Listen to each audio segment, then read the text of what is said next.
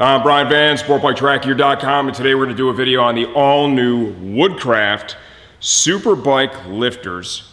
We're going to put them on the R1 today, and these go with their brand new Superbike style adjustable height rear stand.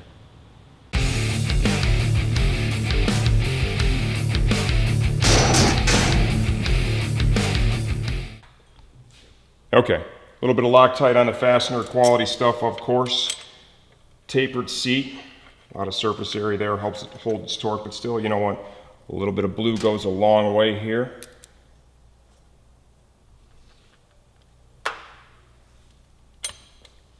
We'll get these installed on both sides. Functional and beautiful all at the same time, right? I'm stoked to use these with that new rear stand. Of course we have here. Okay, that's mounted up. We're going to go to the other side, repeat the process. And then we'll jump into the good stuff, that brand new adjustable height rear stand.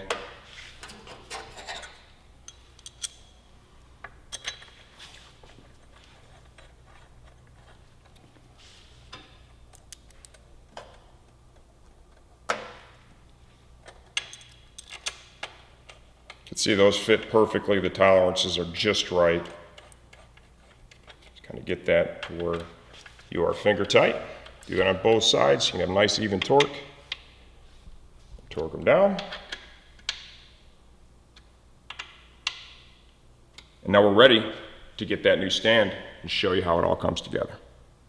Okay, now let's get the uprights in the Superbike lift style adjustable height rear stand. Okay, what I want to do is I want to first get them lined up, okay, with the axle for the wheels, and started around 15. I'm going to put them both in so that they're not actually secured yet. And what I want to pick a starting point, you know. I think that'll be easiest to do. Have them both slid in there, and then kind of take a look at it and see how high do I want to lift the bike. In the end, as we spoke about earlier, the goal is to lift it really as little as possible. So that's what we're going to shoot for here. So I'm going to see where I've got it there now. It's about 15. You do have to then find a corresponding locator hole, right? So I'm going to work to do that. Tolerances are a little snug, which is the way you want it. I mean, that just really adds to the rigidity and strength once you have it all clamped down. So if that thing just slid in and out of there with zero effort, that would probably be a negative, actually. So we'll work to get that lined up, get the pin in.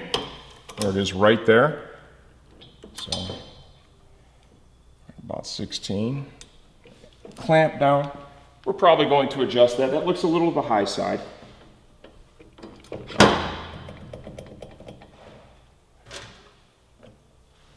This would be a great way too to once again show you the lift effort difference. Okay.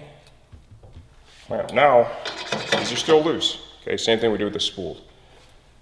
So I want to get them lined up like so.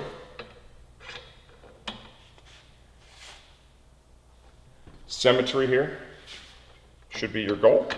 Right, you want it to look nice and even. It'll function better that way too. Try and get that lifter dead in the middle, right? Is where you want it. You know, that way when you're at the track, you're a little tired, you don't have to be super precise, right, with your placement of the stand when you're trying to get the bike off the ground. So we're going to get those dialed in, get them so they look even. On this side over here, it's kind of tough with the canister. I can't get in there and snug that. So we'll start by snugging this one up, and then I'll pull the stand back. A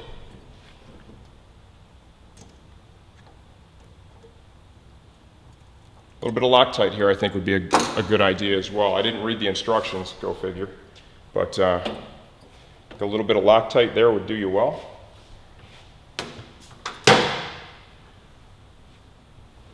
It's actually not bad. It's not bad at all. The height is good, right? That's going to be darn near perfect. Remember, I've got a big 200 Pirelli on here right now, okay? So I try it with my tire warmer, see if I dig the clearance. If I don't, then what I'll do is I'll go up one more. But you can clearly see the lifting effort was very minimal.